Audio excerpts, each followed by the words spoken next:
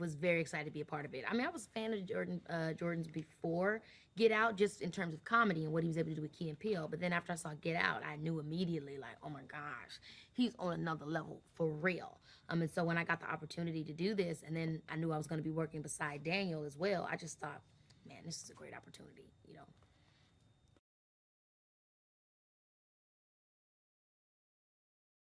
On Get Out, I felt really pushed. So then it was you always want that. I mean, like yeah, you want work that like connects with people and stuff like, but you want to be pushed as a crafts person. So then like I was like, oh, this is an amazing opportunity. And then the horse riding was it was scary to me. And then so I was like, ah, but you go towards the fear, and it's just like you find out a lot about yourself. You find out a lot about the character. You find out a lot about the film by just learning all these traits. And so yeah, I really enjoyed that.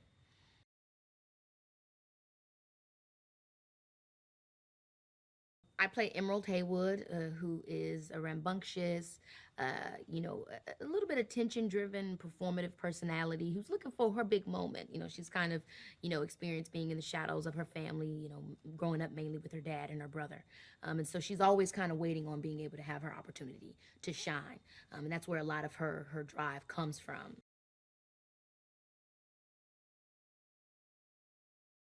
OJ is her older brother, who is very much a worksman. You know what I mean? He's very focused. He's been working on this Haywood Hollywood Ranch, doing this business with their family, continuing on the legacy of being animal wranglers. And so his attention is far different. He's kind of wanting to be in the shadows. You know, he feels very much defined, and empowered by his job to be a horse trainer.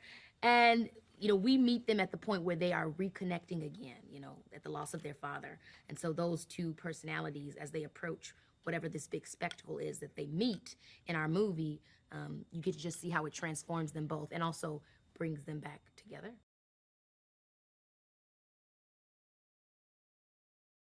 Having a brother and sister narrative, it just makes me.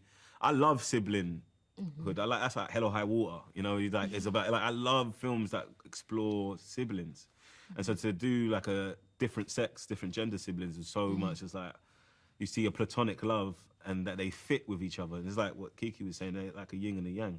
So it was amazing to kind of like explore that and find the funny and find the love in it, but with the tint of you annoy me and she's annoyed by me as well. So this is like there's that push and conflict, but underneath it is a lot of love and a lot of care.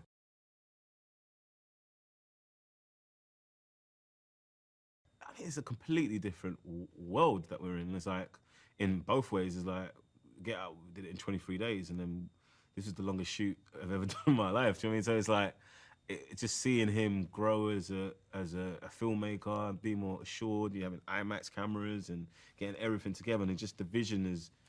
He's always had a big vision, but it got bigger. You know. I think everybody likes films for different reasons. Like they like their favorite directors for different reasons.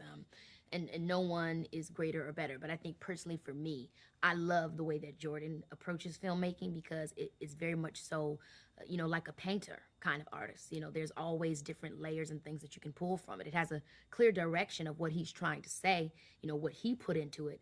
But everything is still open for interpretation based off of how the viewer is observing it. And I just think that's very special, and it makes it fun and interesting for me. It's not just something I'm watching and being entertained by, but it's something that's allowing me to learn about myself. It's just not easy to do.